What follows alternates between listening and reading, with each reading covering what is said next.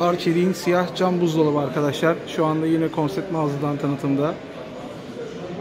Şu anda model kodu 391-626. Cool Plus, otomatik, full fresh, mavi ışık teknoloji özelliklerine kadar kodunu görüyorsunuz. Ve tamamen siyah cam. Şu bölmede dijital özellikleri ve iç kısmına gelelim.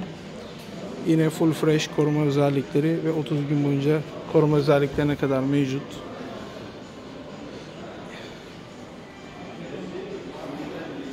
Alt kısmında dondurucu buz bölmelerin olduğu yerler.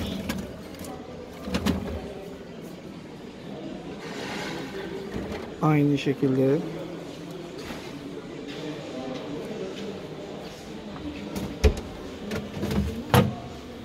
buz makinesinin bulunduğu bölgeler, sebze full fresh koruma özelliğinin olduğu bölgeler,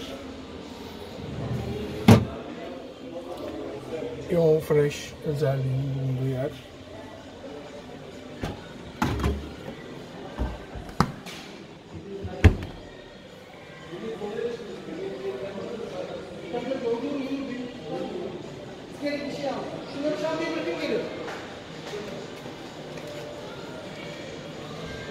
Arçelik'in yeni ürünü arkadaşlar.